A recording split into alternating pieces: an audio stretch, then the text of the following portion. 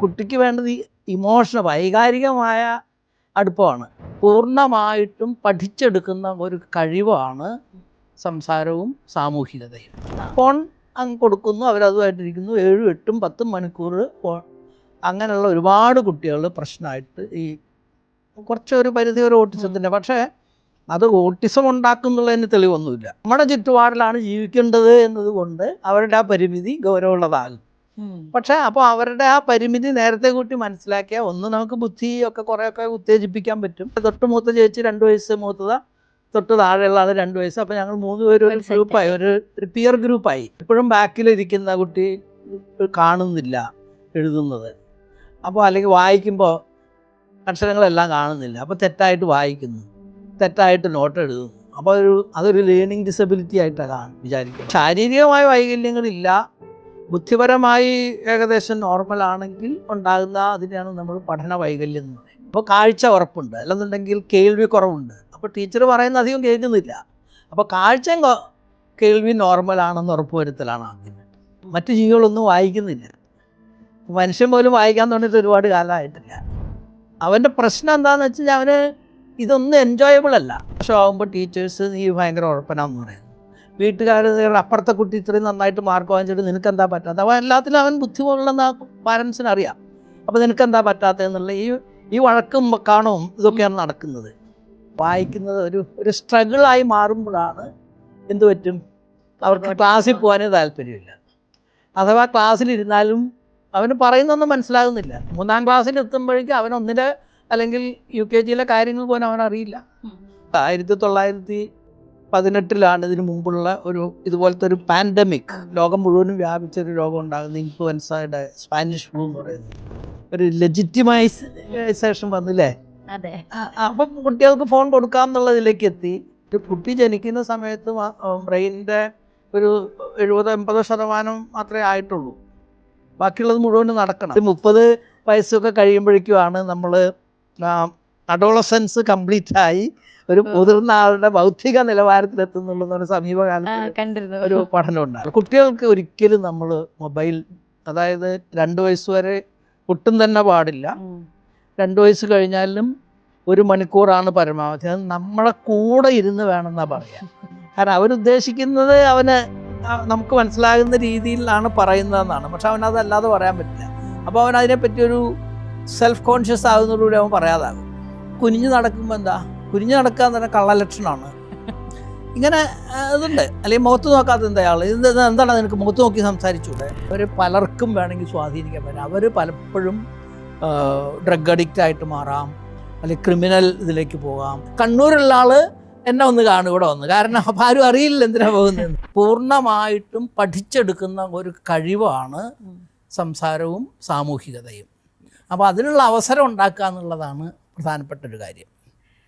അപ്പോൾ ആ അവസരം ഇല്ലായ്ക എന്ന് പറയുന്നത് നേരത്തെ സൂചിപ്പിച്ച അതിനകത്തേക്ക് പോകാം ഇല്ലാത്തൊരു സിറ്റുവേഷൻ ഇപ്പോൾ ഉണ്ടാകുന്നുണ്ട്. ഇപ്പോൾ ചെറിയ കുടുംബങ്ങളായിരിക്കുക, അച്ഛനും അമ്മയും ജോലി ചെയ്യുക, പിന്നെ ഒട്ടേറെ കുട്ടികൾ ചെറിയ പ്രായത്തിൽ തന്നെ ഈ സ്ക്രീനിൻ്റെ മുമ്പിൽ മൊബൈലായിട്ടും TV ആയിട്ടൊക്കെ.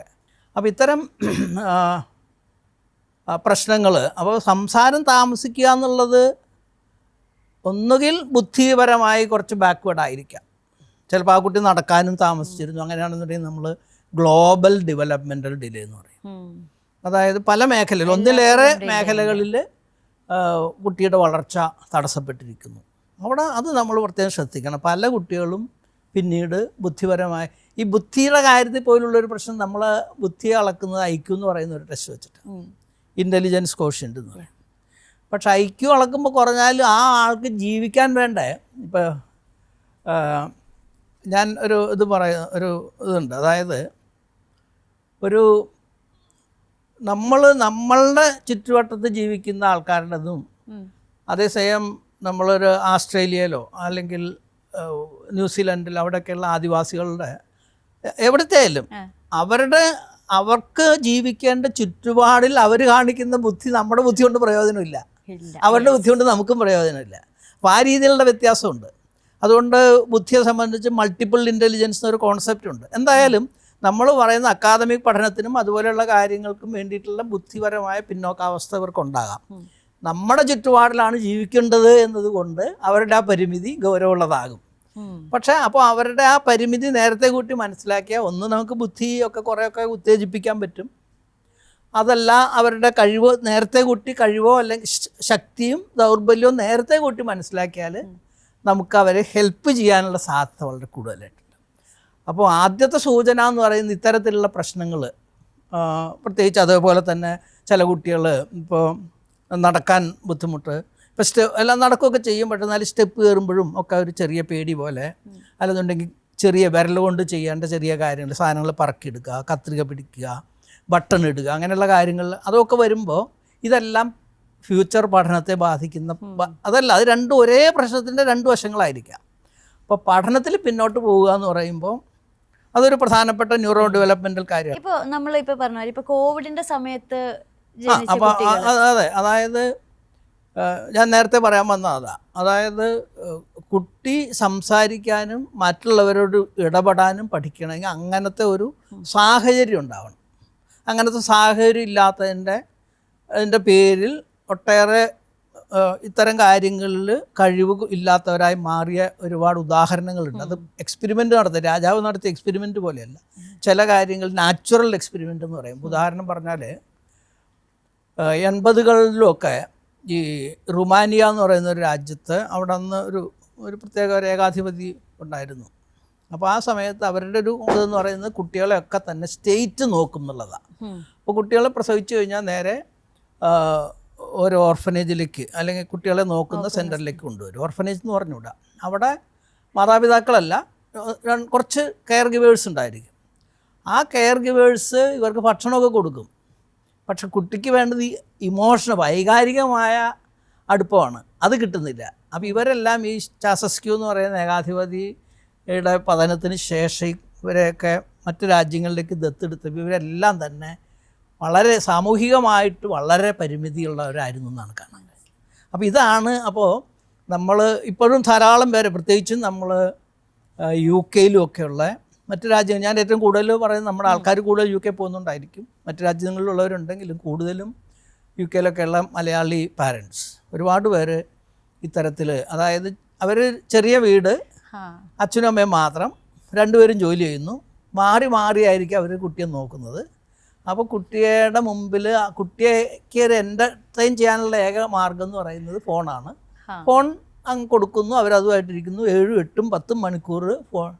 അങ്ങനെയുള്ള ഒരുപാട് കുട്ടികൾ പ്രശ്നമായിട്ട് ഈ കുറച്ചൊരു പരിധി ഒരു ഓട്ടിസത്തിൻ്റെ, പക്ഷേ അത് ഓട്ടിസം ഉണ്ടാക്കുന്നുള്ളതിന് തെളിവൊന്നുമില്ല ഇത്തരം ഇതുകൾ. പക്ഷേ അവരുടെ സാമൂഹ്യ അതിൻ്റെ ഒരു കാര്യം എന്താ വെച്ചാൽ ഇത് എത്രത്തോളം ഗൗരവമുള്ള പ്രശ്നമാണെന്നുള്ളത് ഇപ്പോഴും നമുക്ക് പറയാറായിട്ടില്ല.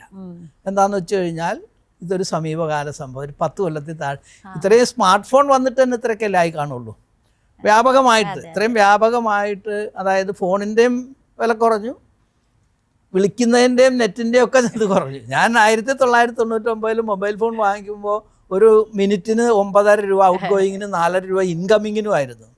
ഇപ്പം നമുക്കൊരു വർഷം ഏതാണ്ട് 2000 രൂപയും കണ്ടു കൊടുത്തു കഴിഞ്ഞാൽ BSNL 365 ദിവസത്തേക്ക് ഞാൻ BSNLൻ്റെ പരസ്യമല്ല, അത്രയും നിസ്സാര ഇതേ ഉള്ളൂ. ഇപ്പോൾ നിസ്സാരമായ ചാർജിന് നമുക്ക് പറ്റും. അപ്പോൾ വ്യാപകമായി ഇൻ്റർനെറ്റ് എനേബിൾഡ് ആയിട്ടുള്ള ഫോൺ കുട്ടികൾക്ക് കൊടുക്കുകയും അതവരുടെ ചെയ്യുന്നത്. അപ്പോൾ മനുഷ്യരുമായിട്ട് ഇടപെടുന്നത് കുറഞ്ഞതിൻ്റെ ഭാഗമായിട്ട് വന്നിട്ടുണ്ട്. അത് ഉണ്ടാക്കിയിട്ടുള്ളൊരു പ്രശ്നം. അപ്പോൾ അതായത് അതും ഒരു ഘടകമാണ്. ഒട്ടേറെ കാര്യങ്ങൾ പറയുന്നുണ്ട്. അതായത് കൗമാരക്കാരുടെ അടുത്തിടയ്ക്ക് ഒക്കെ തന്നെ മാനസിക നമ്മുടെ ശ്രദ്ധ സ്റ്റോളൻ ഫോക്കസ് എന്നാണ് പറയുക. നമ്മളുടെ ആ ശ്രദ്ധ കേന്ദ്രീകരിക്കാനുള്ള ശക്തി തന്നെ ഈ സാമൂഹ്യ മാധ്യമങ്ങൾ അപഹരിച്ചിരിക്കുന്നു എന്നാണ് പറയുന്നത്. അപ്പോൾ അത് കുട്ടിക്കാലത്തെ തുടങ്ങുകയാണ്. ഇപ്പോൾ നേരത്തെ തന്നെ നമ്മൾ പറഞ്ഞു, അതായത് ചെറിയ റീലുകൾ 30 സെക്കൻഡിൻ്റെ 1 മിനിറ്റിൻ്റെ ഒക്കെ ആണ് ആൾക്കാരുടെ ശ്രദ്ധ കേന്ദ്രീകരിക്കുന്നത്. അപ്പോൾ അത്തരം പ്രശ്നങ്ങൾ വന്നതിൻ്റെ ഭാഗമായിട്ട് കുട്ടികളുടെ മനോനിലയിലും ഒരുപാട് പ്രശ്നം, അതായത് അവരുടെ വളർച്ച, ഒന്ന് ഈ ന്യൂറോ ഡെവലപ്മെൻ്റൽ ആയിട്ടുള്ള പ്രശ്നങ്ങൾ എല്ലാ കാലത്തും ഉണ്ടായിരുന്നിട്ടുണ്ട്. പക്ഷേ ചില കാര്യങ്ങൾ അവരുടെ ഇപ്പോൾ സാമൂഹികമായിട്ടുള്ള ഇടപെടൽ, അല്ലെങ്കിൽ ഈ മീഡിയ ഉപയോഗം പോലുള്ള പ്രശ്നങ്ങൾ, പിന്നെ ന്യൂക്ലിയർ ഫാമിലി, ചെറിയ ഫാമിലി ആകുമ്പോൾ ഉണ്ടാകുന്ന ഒരു മാനസിക, ഇപ്പോൾ ഞങ്ങൾ 8 പേരടങ്ങുന്ന ഒരു വീടാണ് ഞങ്ങളുടെ ഇത്. 8 മക്കളാണ് ഞങ്ങൾ. അപ്പോൾ ഒരാൾ കൂട്ടുകാരനും എല്ലാം ഉണ്ടായിരിക്കും. ഞാനിപ്പോൾ എൻ്റെ തൊട്ട് മൂത്ത ചേച്ചി 2 വയസ്സ് മൂത്തതാണ്, തൊട്ട് താഴെയുള്ള ആൾ 2 വയസ്സ്. അപ്പോൾ ഞങ്ങൾ 3 പേരും ഒരു ഗ്രൂപ്പായി, ഒരു പിയർ ഗ്രൂപ്പായി. അപ്പോൾ അങ്ങനെയുള്ള ഒരു ഇതിൽ നിന്ന് മാറിയിട്ട് ഓരോരുത്തരേ ഉള്ളൂ.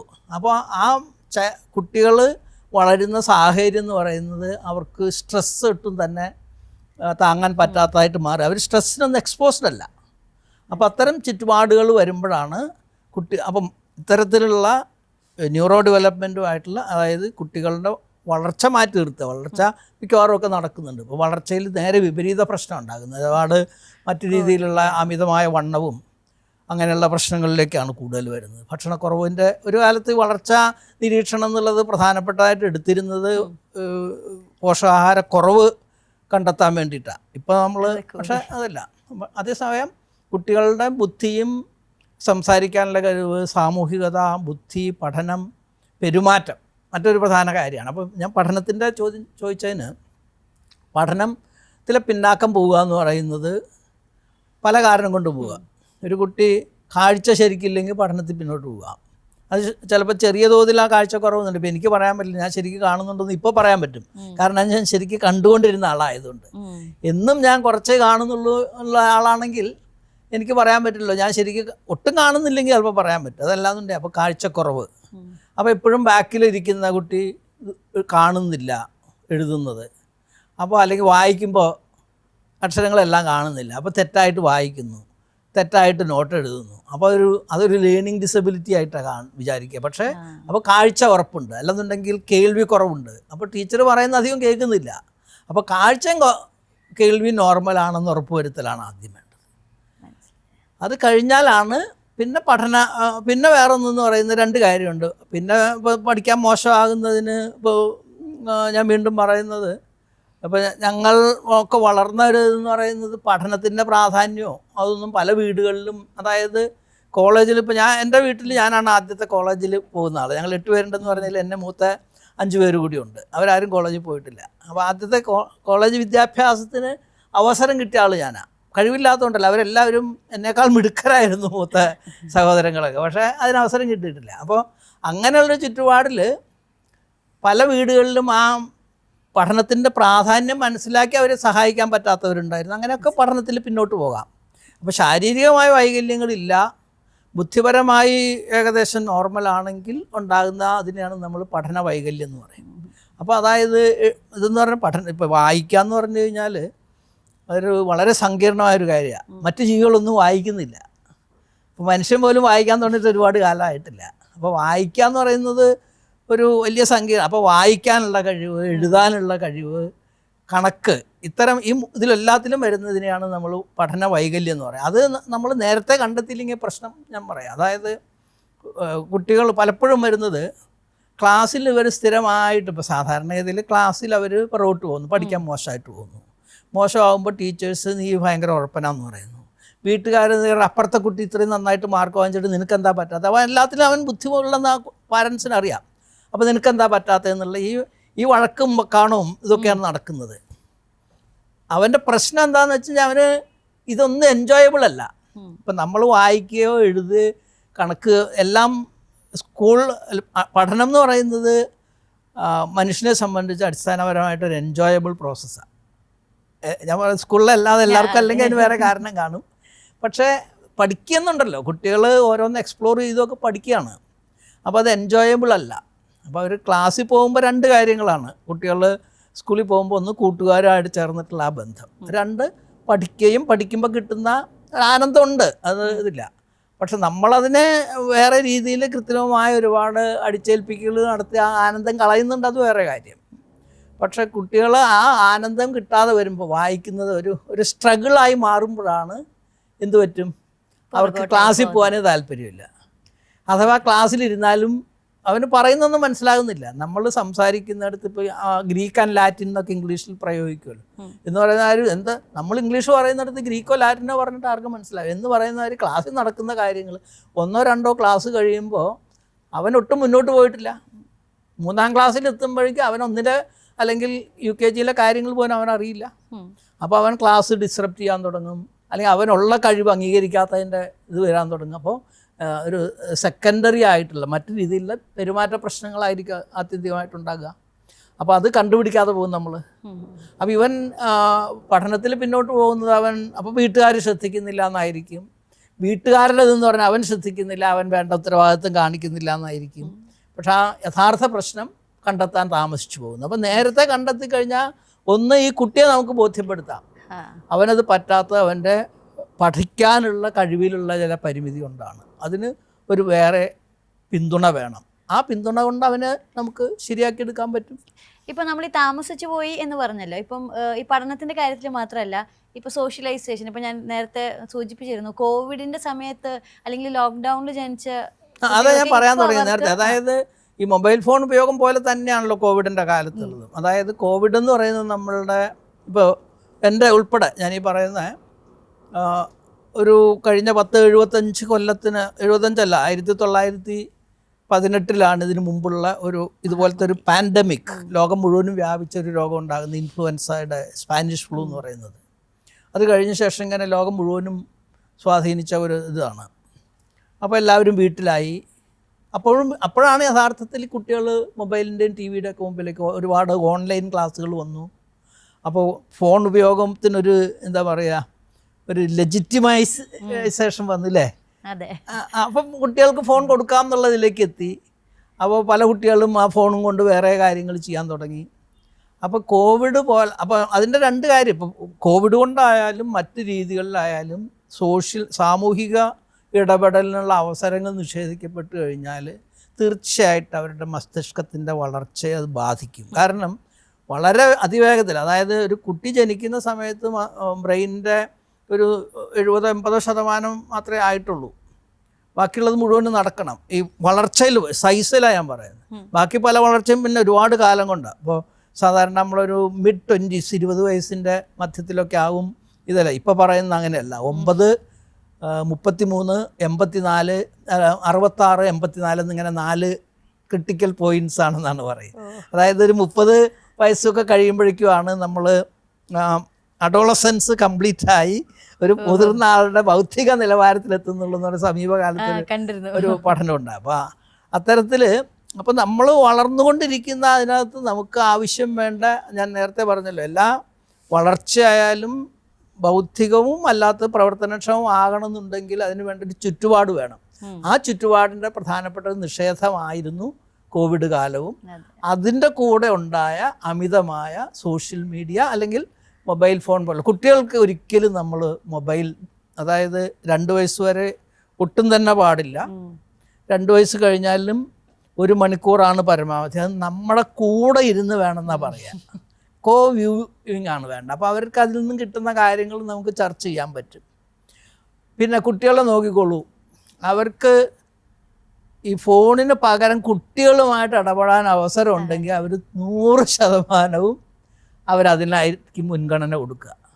അങ്ങനെ അല്ലെങ്കിൽ അതവരുടെ ഈ ഞാൻ നേരത്തെ പറഞ്ഞ ഓട്ടിസം പോലെ അവരുടെ സാമൂഹികമായ കഴിവിന് എന്തോ പോരായ്മ ഉണ്ടെന്ന് അർത്ഥം.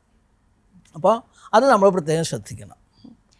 അപ്പോൾ കോവിഡ്, അതായത് കുട്ടികൾക്ക് കുട്ടികളുമായിട്ട്, അപ്പോൾ അതുകൊണ്ട് ഞാൻ പറയാറെന്താണെന്ന് വെച്ചാൽ, കുട്ടികൾ ചെറിയ പ്രായത്തിൽ സംസാരം താമസിച്ചാൽ ചെറിയ പ്രായത്തിൽ, ഇപ്പോൾ വീട്ടിലെ ആൾക്കാരുണ്ടെങ്കിൽ പോലും അവരേതെങ്കിലും ഡേ കെയറിലോ വല്ലതും പഠനം സമപ്രായക്കാരുമായിട്ട് ഇടപെടുമ്പോഴാണ് കുട്ടികൾ കൂടുതൽ കാര്യങ്ങൾ പഠിക്കുന്നത്. ഇപ്പോൾ ഒരു കുട്ടി നമ്മളെന്ന് പറഞ്ഞാൽ ഒരു 2 വയസ്സുള്ള കുട്ടിയും നമ്മളുമായിട്ട് നോക്കുമ്പോൾ ഒരുപാട് ഇതില്ലേ, ഐ കോണ്ടാക്റ്റ് എല്ലായ്പ്പോഴും ഉണ്ടാവില്ലല്ലോ, നമ്മൾ എടുത്താലല്ലേ ഉണ്ടാവുള്ളൂ. പക്ഷേ 2 വയസ്സുകാരനും 3 വയസ്സുകാരനും എപ്പോഴും ഐ കോണ്ടാക്റ്റിലല്ലേ അവർ പെരുമാറും. അപ്പോൾ അതും പിന്നെ അവരുടെ ലാംഗ്വേജും അവരുടെ താല്പര്യങ്ങളൊക്കെ സമാനമായിരിക്കുമല്ലോ. അപ്പോൾ അവർക്ക് ഇടപെടാൻ എളുപ്പമുണ്ട്. കുട്ടികൾ നമ്മളുമായിട്ട് ഇടപെടുമ്പോൾ അവർ പല സ്കില്ലും ഇല്ലാതെ പോകും. കാരണം നമ്മളെല്ലാം ഇപ്പോൾ തോറ്റു കൊടുക്കും. അവരെപ്പോഴും അപ്പോൾ ജയിക്കണം. അപ്പോൾ ഈ തോൽവി മുതലായ കാര്യങ്ങൾ നേരിടാനുള്ള കഴിവ് അവർക്ക് കുറയും. മറ്റേ കുട്ടികളാകുമ്പോൾ അവർ വിട്ടുകൊടുക്കില്ലല്ലോ, തമ്മിൽ അവരങ്ങനെ നിൽക്കും. അപ്പോൾ അതാണ് ആവശ്യം. ഇപ്പം നമ്മൾ ഇപ്പോൾ പറഞ്ഞ ഒരു മൈൽ സ്റ്റോൺസ് എന്ന് പറഞ്ഞല്ലോ, അതല്ലെങ്കിൽ കുട്ടികൾ ഏറ്റവും കൂടുതൽ സോഷ്യലൈസ് ചെയ്യേണ്ട ഒരു പ്രായത്തിൽ അങ്ങനെ ചെയ്യാൻ പറ്റിയില്ല എന്ന് വിചാരിക്കുക. പിന്നീടുള്ള പ്രായത്തിൽ നമുക്ക് ഇതിനൊരു കോമ്പൻസേറ്റ്, അതായത് ഇപ്പോൾ 5 വയസ്സായി എൻ്റെ കുട്ടി സോഷ്യലൈസ് ചെയ്യുന്നില്ല എന്നൊരു പാരന്റ് റിയലൈസ് ചെയ്താൽ പിന്നെ ഈ നിർബന്ധിച്ച് സംസാരിപ്പിക്കുക അത് വളരെ പ്രധാനപ്പെട്ട ഒരു ചോദ്യം. സാധാരണഗതിയിൽ ഇങ്ങനൊരു അവസരമൊന്നും കിട്ടിയില്ലെങ്കിൽ പോലും, കാരണം അവർ കുട്ടികളുടെ ഒരു സവിശേഷത എന്ന് പറയുന്നത് കിട്ടുന്ന അവസരത്തെ പരമാവധി ഉപയോഗപ്പെടുത്തുക, അവർ എൻഗേജ് ചെയ്യുക, എന്ത് വഴിക്കും കാര്യങ്ങൾ നേടിയെടുക്കുക എന്നൊക്കെ ഉള്ളത് അവരുടെ ഒരു ശീലമാണ്. അപ്പോൾ സാധാരണഗതിയിൽ ഇപ്പോൾ നമ്മളൊരു കുട്ടി, ഒരു വീട്ടിലെ ആൾക്കാർ, ഇപ്പോൾ മുതിർന്നവർ മാത്രമേ ഉള്ളൂ, അധികം ഇടപെടാൻ അവസരം കിട്ടിയില്ല എന്നുള്ളത് കൊണ്ടൊന്നും സാമൂഹികമായിട്ട് അവർ അധികം പിന്നോട്ട് പോകാറില്ല. അപ്പം സാമൂഹികമായിട്ട് പിന്നോട്ട് പോയിട്ടുണ്ടെങ്കിൽ അതിനൊരു കാരണം കാണണം, മിക്കവാറും ഉണ്ടാവും. അത് ബുദ്ധിപരമായ കുറച്ച് ബാക്ക്വേഡ് ആയതുകൊണ്ടാകാം, അല്ലെങ്കിൽ ഇപ്പോൾ ഭാഷയും സംസാരവും, സംസാരിക്കാനുള്ള കഴിവും ഭാഷ കൈകാര്യം ചെയ്യാനുള്ള ഒരു കഴിവും സാമൂഹികമായി ഇടപെടാൻ ഏറ്റവും വേണ്ടതാണല്ലോ. അതിലൊരു പരിമിതി ഉണ്ടെങ്കിൽ തീർച്ചയായിട്ടും ഇപ്പോൾ ഞാൻ പറയുന്നത് ക്ലിയർ. ഇപ്പോൾ കുട്ടികളെ ശ്രദ്ധിച്ചിട്ടുണ്ട്, ഇപ്പോൾ ഒരു 4-5 വയസ്സുള്ള കുട്ടി അവൻ എന്തെങ്കിലും നമ്മളോട് പറയുന്നു, നമ്മൾ 2 പ്രാവശ്യം തിരിച്ചെന്താ പറയുന്നതെന്ന് വെച്ചാൽ പിന്നെ ഒന്നും പറയാതാവും. കാരണം അവനുദ്ദേശിക്കുന്നത് അവന് നമുക്ക് മനസ്സിലാകുന്ന രീതിയിലാണ് പറയുന്നതെന്നാണ്, പക്ഷെ അവനതല്ലാതെ പറയാൻ പറ്റില്ല. അപ്പോൾ അവൻ അതിനെപ്പറ്റി ഒരു സെൽഫ് കോൺഷ്യസ് ആകുന്നതോടുകൂടി അവൻ പറയാതാകും. അപ്പോൾ കുട്ടികൾ ആൾക്കാരുമായിട്ട് ഇടപെടാനുള്ള ഒരു കഴിവ് ഉണ്ടാവണമെന്നുണ്ടെങ്കിൽ അതിനുള്ള ഒരു സാഹചര്യം വേണം തീർച്ചയായിട്ടും. അതോടൊപ്പം തന്നെ അവർക്ക് ആ പ്രായത്തിനനുസരിച്ചുള്ള ലാംഗ്വേജ് വേണം. ബൗദ്ധികമായിട്ട് ഇപ്പോൾ ഒരു 5 വയസ്സുള്ള കുട്ടിക്ക് 2 വയസ്സിൻ്റെ ബുദ്ധി ഉണ്ടെങ്കിൽ ആ 2 വയസ്സിൻ്റെ ഒരു ലെവലിലേ അവൻ ഇടപെടുള്ളൂ. ആ പ്രശ്നം വരും. ഇത് കഴിഞ്ഞ് കഴിഞ്ഞാൽ പിന്നെ ഓട്ടിസം പോലെയുള്ള ഇത് വരാം. അപ്പോൾ ചില ആൾക്കാർക്ക് ഓട്ടിസത്തിൻ്റെ പ്രകടമായ കാര്യങ്ങളില്ലാതെ തന്നെ, ഇപ്പോൾ സാധാരണ ഇതെല്ലാം ഒരു കാര്യമുള്ളത്, ഇപ്പോൾ ഓട്ടിസത്തെ ഒന്നും നമ്മളൊരു രോഗത്തേക്കാൾ കൂടുതലായിട്ടൊരു ഇത് പറയും. നമ്മൾ ഓരോ വ്യക്തിയും വ്യത്യസ്തരാണല്ലോ. ലോകത്തിപ്പോൾ 700 കോടി പേര് സിനിമയിൽ പറയുമല്ലോ, ലോകത്ത് 9 പേര് ഒരേപോലെ ഉണ്ടെന്ന്. അപ്പോൾ 9 or 6 ഒന്നും അങ്ങനെ ഒന്നും ഒരേപോലെ ആരും ഉണ്ടായിരിക്കില്ല. അങ്ങനെ ഉണ്ടാകാൻ സാധ്യമല്ല. വളരെ അസാധാരണമായ ഇതിൽ ചിലപ്പോൾ കോടാനുകോടികളിലുള്ള ഒരാൾക്ക് അങ്ങനെ ഒരേപോലെ വരാൻ സാധ്യതയുള്ളൂ. കാരണം നമ്മളുടെ ജീനുകൾ എന്ന് പറയുന്നത് അതുപോലെയാണ്. അപ്പോൾ ഒരേപോലെയുള്ള ആരും ഇല്ല, ആ വ്യത്യസ്തതകൾ ആണ്. അപ്പോൾ ചില വ്യക്തികൾ സാമൂഹികമായിട്ട് ഇടപെടുന്നതിൽ മടിയുള്ളവരായിരിക്കും. നമ്മൾ ഇൻട്രോവേർട്ട്, അന്തർമുഖനാണ്, അല്ലെങ്കിൽ ആള് മുഖത്ത് നോക്കാത്ത ആൾ, അപ്പോൾ കള്ളലക്ഷണമാണെന്നൊക്കെ നമ്മൾ ആൾക്കാരെ അപ്പോൾ അത്തരത്തിലുള്ള സ്വാഭാവികമായ വൈവിധ്യങ്ങൾ വ്യക്തികൾ തമ്മിലുണ്ടായിരിക്കും. അത് ആ ആളെ നമ്മൾ മനസ്സിലാക്കി നിർബന്ധിക്കുമ്പോൾ വീണ്ടും അയാൾക്ക് ആങ്സൈറ്റി, അസ്വസ്ഥതയായിരിക്കും. അപ്പോൾ എന്തുകൊണ്ടാണ് ഇടപെടാത്തത്, അത് ഏത് അളവ് വരെ, അതിന് എന്തെങ്കിലും പ്രശ്നങ്ങളുണ്ടോ, ആ ആളെ നമ്മൾ മനസ്സിലാക്കാൻ ശ്രമിച്ചിട്ട് ഇത്തരം പ്രശ്നങ്ങളൊന്നും ഇല്ലെങ്കിൽ നമ്മൾ അവസരങ്ങൾ ഉണ്ടാക്കി കൊടുക്കുക. പക്ഷെ നമ്മൾ ഇപ്പോൾ ഇംഗ്ലീഷിലൊരു ചൊല്ലുണ്ടല്ലോ, നമുക്ക് 100 കുതിരകളെ വെള്ളത്തിൻ്റെ അടുത്ത് കൊണ്ടുപോകാം, പക്ഷെ ഒന്നിനെ പോലും കുടിപ്പിക്കാൻ പറ്റില്ല, അത് ആ കുതിര നിശ്ചയിക്കണം എന്ന് പറഞ്ഞതുപോലെ നമുക്ക് കുട്ടികളെ അങ്ങനെ നിർബന്ധിക്കാൻ പറ്റില്ല. അപ്പം നിർബന്ധിക്കുന്നത് ശരിയല്ല. കാരണം ആ കുട്ടി എന്തുകൊണ്ടാണ് സോഷ്യലി ഇൻഹിബിറ്റഡ് ആയിരിക്കുന്നതെന്ന് മനസ്സിലാക്കണം. മേ ബി പാരമ്പര്യമായിട്ടുള്ള ഒരു ഇതാകാം. അപ്പോൾ ഇതെല്ലാം കഴിഞ്ഞ് ഈ പ്രശ്നങ്ങളൊന്നും ഇല്ലെങ്കിലും നമുക്ക് ശ്രമിച്ചുകൊണ്ടിരിക്കാം. പക്ഷെ അവിടെ കുട്ടിയെ പറഞ്ഞ് മനസ്സിലാക്കി വളരെ സാവകാശത്തിൽ എടുക്കേണ്ട ഒരു സ്റ്റെപ്പായിരിക്കും അത്. കാരണം കൂടുതൽ നമ്മൾ നിർബന്ധിക്കും തോറും അവർ കൂടുതൽ, അതായത് ഒന്ന്, ഇപ്പോൾ കുട്ടികൾ എല്ലാവരും ഓരോ കാര്യങ്ങൾ ചെയ്യുന്നത് അവർക്ക് പ്രാധാന്യമുള്ള വ്യക്തികളെ സന്തോഷിപ്പിക്കാനാണ്. അപ്പോൾ നമ്മുടെ ഇഷ്ടം മറ്റുള്ളവരുമായിട്ട് ഇടപെടുന്നതാണ്, പക്ഷേ എനിക്കത് പറ്റുന്നില്ല. ഈ കൺഫ്യൂഷൻ ഇപ്പോൾ നമ്മൾ വിചാരിക്കുന്നതിനേക്കാൾ കൂടുതൽ മാനസിക പ്രശ്നങ്ങൾ കുട്ടികൾക്കുണ്ട്. അതായത് ഡിപ്രഷനായാലും ഇതുപോലെയൊക്കെ തന്നെ. ഇൻഫൻറ്റ് മെൻ്റൽ ഹെൽത്ത് എന്ന്, അതായത് ഇൻഫൻ്റ് എന്ന് നമ്മൾ സാധാരണ ഉപയോഗിക്കുന്ന 1 വയസ്സ് താഴെയുള്ള കുട്ടികളെ, ആ പ്രായത്തിലുള്ള infant mental health, neonatal mental health എന്നൊക്കെയുള്ള കോൺസെപ്റ്റാണ് ഇപ്പോൾ ചർച്ച ചെയ്യുന്നത്. മനസ്സെന്ന് പറയുന്നത് ആ കുട്ടിക്ക് ആവശ്യമുള്ള രീതിയിലുള്ള ഒരു മനസ്സ് ജനിക്കുന്ന കാലം തൊട്ടുണ്ട്. അപ്പോൾ അവരുടെ മനസ്സിലാക്കി അതിനെ വളരെ സൂക്ഷിച്ച് കൈകാര്യം ചെയ്യേണ്ട ഒരു കാര്യമാണ്. അപ്പം ഒരു വശത്ത് നമ്മൾ നിർബന്ധിക്കാൻ പാടില്ല, മറുവശത്ത് നമുക്ക് ആകാവുന്ന രീതിയിൽ സഹായിക്കാൻ വേണം. അതിനൊരു ബാലൻസ് കീപ്പ് ചെയ്യണമെങ്കിൽ നമുക്ക് ഇത്തരത്തിലുള്ള ഒരു വിശദമായ വിലയിരുത്തലിൻ്റെ ഭാഗമായിട്ട് തന്നെ സാധിക്കുള്ളൂ. ഇപ്പോൾ സൈക്യാട്രി അല്ലെങ്കിൽ സൈക്കോളജി എന്ന് പറയുന്നതിനോട് സമൂഹത്തിനൊരു അല്ലെങ്കിൽ സൈക്യാട്രിസ്റ്റിനെ കാണാൻ പോയാൽ എനിക്ക് വട്ടാണ് എന്ന് ആൾക്കാർ വിചാരിക്കുമെന്ന് പറയുന്ന പോലെ എൻ്റെ കുഞ്ഞിന് സംസാരിക്കാൻ ഒരു കുഴപ്പമുണ്ട്, അതല്ലെങ്കിൽ അവന് കുറച്ചൊരു ഓട്ടിസ്റ്റിക് സിംറ്റംസ് ഉണ്ട് എന്നൊക്കെ പറയാൻ പാരൻസ് മടി കാണിക്കുന്നതായിട്ട് അല്ലെങ്കിൽ അംഗീകരിക്കാൻ ഒരു മടി കാണിക്കുന്നതായിട്ട് കണ്ടിട്ടുണ്ട്. ഉണ്ട്. അങ്ങനെ ഉണ്ടോ? തീർച്ചയായിട്ടും ഉണ്ട്. അതായത് പലപ്പോഴും ഓട്ടിസം ഇതാണ്. അതായത് പ്രത്യേകിച്ചും നമ്മുടെ നാട്ടിൽ ഒരു കുട്ടി ഒരു കുട്ടിയല്ല ഒരു വ്യക്തി. ഇപ്പം ഞാൻ പൊതുവേ ഇത്തിരി കുനിഞ്ഞ് നടക്കുന്ന ആളാണ്, അല്ല എൻ്റെ ഒരു നേച്ചർ അങ്ങനെയാണ്. അപ്പോൾ നമ്മളൊരാൾ കുനിഞ്ഞ് നടക്കുമ്പോൾ കുനിഞ്ഞ് നടക്കുക എന്ന് പറഞ്ഞാൽ കള്ളലക്ഷണമാണ്. ഇങ്ങനെ ഇതുണ്ട്. അല്ലെങ്കിൽ മുഖത്ത് നോക്കാത്ത അയാൾ എന്താണ് നിനക്ക് മുഖത്ത് നോക്കി സംസാരിച്ചൂടെ? അപ്പം നമുക്കൊരു നോമുണ്ട്, സമൂഹം ആക്സെപ്റ്റ് ചെയ്തിട്ടുള്ള ഇങ്ങനെയാണ് എല്ലാവരും മുഖത്ത് നോക്കി സംസാരിക്കണം, എല്ലാവരും അതനുസരിച്ച് എല്ലാ മനുഷ്യർക്കും ചിലപ്പോൾ പോകാൻ പറ്റിയെന്ന് വരില്ല. പക്ഷേ പ്രശ്നം ഇപ്പോൾ ഒരു കുട്ടി ഇപ്പോൾ ഒരു ഓട്ടിസം തന്നെ എടുത്തോളൂ. ഓട്ടിസം എന്ന് പറയുന്നത് ഓട്ടിസം ബാധിതർ ഒരു പ്രത്യേക അവസ്ഥയുള്ളവർ ഏറ്റവും കൂടുതൽ പുസ്തകങ്ങളൊക്കെ എഴുതിയിട്ടുള്ളത് ഈ ഓട്ടിസക്കാരാണ്. അതിൽ അമേരിക്കയിലെ ഒരു പ്രശസ്തയായ ഒരു ഓട്ടിസം ഇതുണ്ട്, ടെമ്പിൾ ഗ്രാൻഡ് എന്ന് പറയും. ഒരു ആനിമൽ സയൻസിൽ PhD ഒക്കെ ഉള്ള ആളാണ്. അപ്പോൾ അവരുടെ ഓട്ടിസ്റ്റിക് ബ്രെയിൻ എന്ന് പറയുന്നത്. അതേപോലെ ഒരു ജപ്പാനിലൊരു കുട്ടി എഴുതിയിട്ടുണ്ട്, ഒട്ടും സംസാരിക്കാത്ത ആളാണ്, ദ റീസൺ ഐ ജംപ്. അപ്പോൾ ഈ ഓട്ടിസം പോലെയുള്ള കാര്യങ്ങളൊക്കെ ആൾക്കാർക്ക്, പ്രത്യേകിച്ചും ഓട്ടിസക്കാർ ഞാൻ ഈ പറഞ്ഞതുപോലെ ചില പ്രത്യേക രീതിയിൽ പെരുമാറും, മുഖത്ത് നോക്കാതിരുന്ന് തരും, കൈ കൊണ്ടോ കാലുകൊണ്ടോ ഒക്കെ ഉള്ള ചിലതുകളുണ്ടാവും. പ്രത്യേകിച്ച് അവരൊരു വ്യത്യസ്തരായിട്ട് അനുഭവപ്പെടും. അപ്പോൾ ഈ വ്യത്യസ്തത എന്ന് പറയുന്നത് നമ്മൾ സമൂഹം പൊതുവെ അംഗീകരിക്കുന്നില്ല. ആ വ്യത്യസ്തത ആണ് മനുഷ്യൻ്റെ, അല്ലെന്നുണ്ടെങ്കിൽ എല്ലാ ജീവജാതികളുടെയും പരിണാമത്തിൻ്റെ അടിസ്ഥാനം എന്ന് പറയുന്നത് വ്യക്തികൾ തമ്മിലുള്ള വ്യത്യാസമാണ്, വേരിയേഷൻസ് എന്ന് പറയും. അതാണ് ഇത്. അപ്പോൾ പക്ഷേ അതുകൊണ്ട് ആൾക്കാർക്ക് ഇപ്പോൾ എൻ്റെ മോൻ അങ്ങനെയാണെന്ന് വിചാരിക്കില്ല, ഇങ്ങനെയാണെന്ന് വിചാരിക്കില്ല എന്നുള്ളതാണ് ഉദ്ദേശിച്ചത്. മാനസിക രോഗത്തെപ്പറ്റി എങ്ങനെയായാലും ഒരു ധാരണ എന്ന് പറയുന്നത് മനസ്സ് എന്ന് പറയുന്നത് ശരീരത്തിന് ബാഹ്യമായ എന്തോ ആണെന്നുള്ളതാണ്. മനസ്സ് എന്ന് പറയുന്നത് ശരീരത്തിൻ്റെ തന്നെ ഒരു ഭാഗമാണ്. ശരീരത്തിൻ്റെ മസ്തിഷ്കത്തിൻ്റെ പ്രവർത്തനത്തെയാണ് നമ്മൾ മനസ്സെന്ന് പറയുന്നത്. മാനസിക രോഗം എന്ന് പറയുന്നത് ശാരീരിക രോഗം പോലെ തന്നെയാണ്.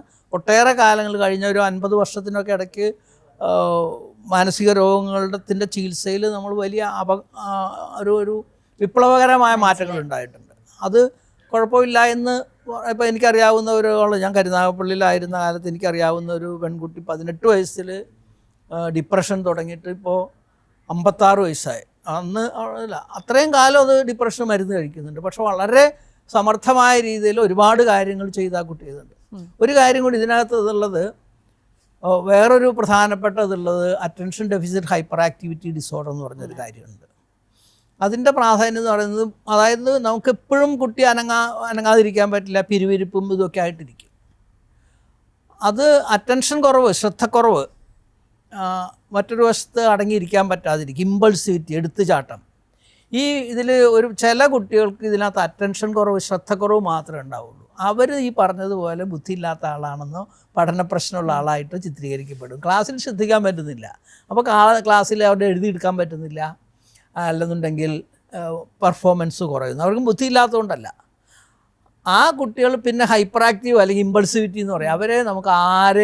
അവരെ പലർക്കും വേണമെങ്കിൽ സ്വാധീനിക്കാൻ പറ്റും. അവർ പലപ്പോഴും ഡ്രഗ് അഡിക്റ്റായിട്ട് മാറാം, അല്ലെങ്കിൽ ക്രിമിനൽ ഇതിലേക്ക് പോകാം. അങ്ങനെ ഒരുപാട് സാധ്യതകളുണ്ട് അവരുടെ ഇതിൽ. അപ്പോൾ അതെല്ലാം നേരത്തെ കണ്ടെത്തിയാൽ, ഇപ്പോൾ ചിലരൊക്കെ വന്നപ്പോൾ ഒരു കുട്ടിയുടെ ഇടയ്ക്ക് മരുന്ന് കൊടുത്ത്, നമ്മൾ ഹൈപ്പർ ആക്ടിവിറ്റിക്ക് മരുന്നെല്ലാം കൊടുത്ത ശേഷം ഭയങ്കരമായിട്ട് മാറി പഠനത്തിലൊക്കെ ആയി കഴിഞ്ഞ് കഴിഞ്ഞപ്പോൾ എല്ലാവരും അവനോട് ചോദിക്കും, നീ ഏത് മരുന്നാടാ കഴിച്ചത്, ഞങ്ങൾക്ക് കൂടി ആ മരുന്നാണ്.